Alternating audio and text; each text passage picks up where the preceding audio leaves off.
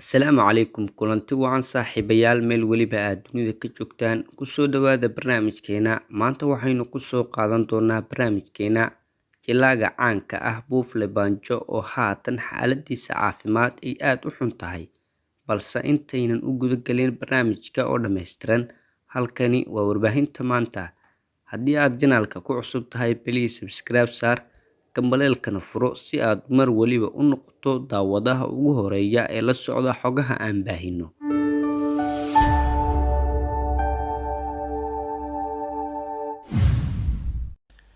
takalana waxaan maqlay Soomaalidu like kuma saarta ma garanaysaa fiidiyogan like saara waxaan rabaa inaad fiidiyogan like saartiin inay lacag lagama qaadaye like iska saar ha adaan kula hadlaya adiga nimika ay daawanaya inaan waalan muusa laakiin ma wali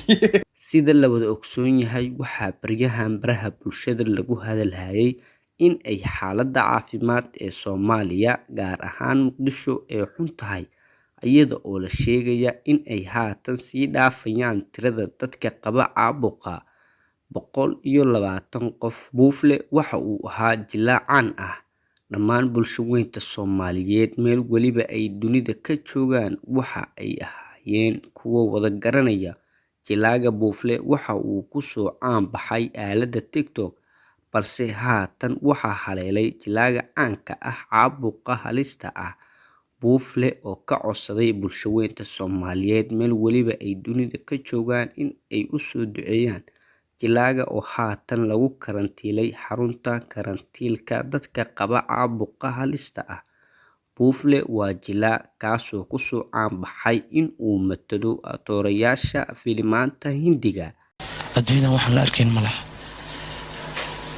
waan iska socdaa wadana ma haysto waan iska noolahay mowqifka noloshana ma haysto. waxaa si naxariis leh ugu soo duceeyay walaasheen ama aan iraahdee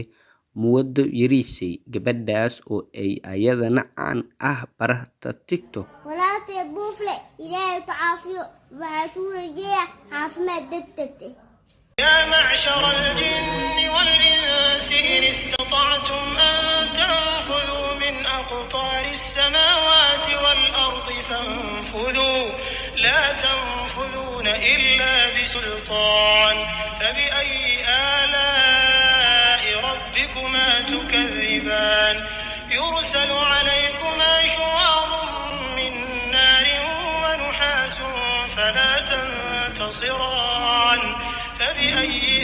آلاء ربكما تكذبان يا معشر الجن والإنس إن استطعتم أن تنفذوا من أقطار السماوات والأرض فانفذوا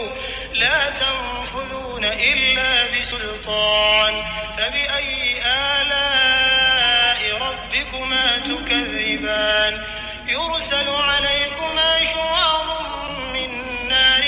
ونحاس فلا تنتصران فبأي